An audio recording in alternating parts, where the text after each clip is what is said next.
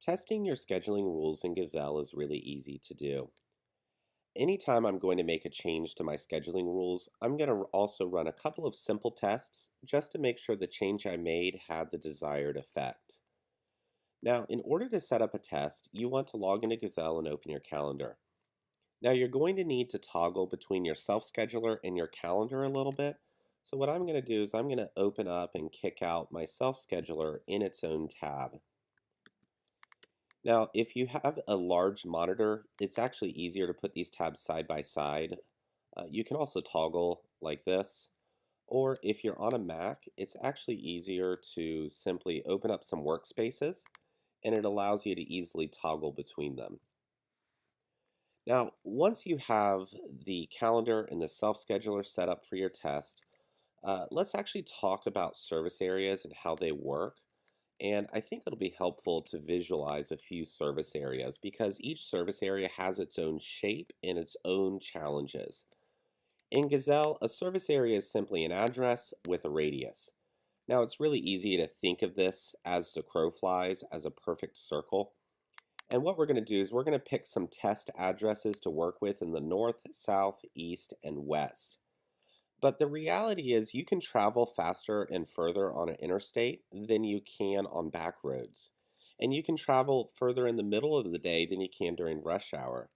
So your service area probably actually looks more like this purple line, where it's dodging in and out all over your city.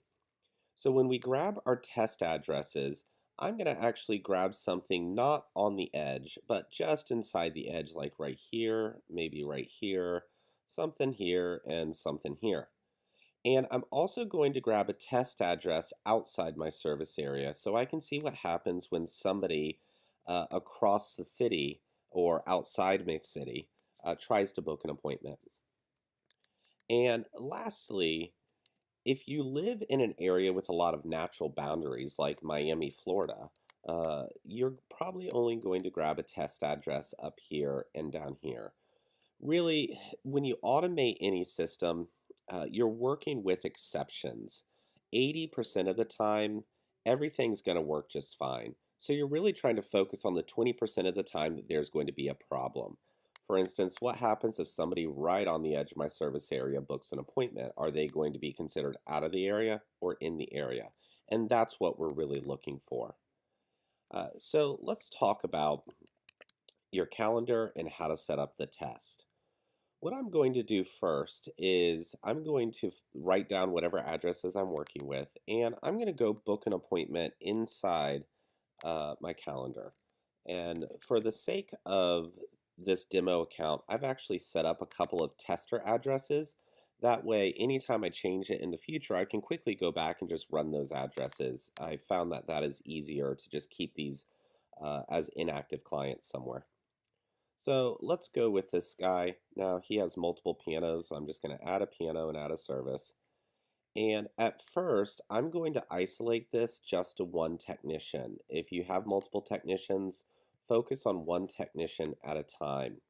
And the reason for that is, let's take a city where you have multiple technicians, each with their own service area. You can see that both of them overlap here.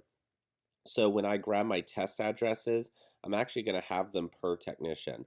So I'll have like some Dallas addresses and some Fort Worth addresses depending on, who's where.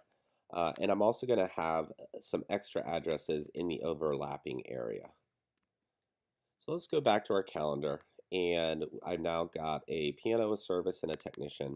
I'm just going to run some routes and ask a very simple question. If this client called me today and I was looking at my calendar, would I have offered him Friday, November 16th as the best choice? Yes or no?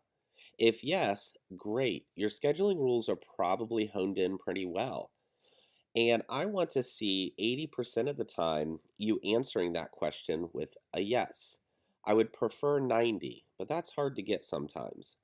So if the answer is no, then all you need to do is to write to us and say, hey, I tried this client or this address, and the self-scheduler is not offering me times at the top that I would prefer.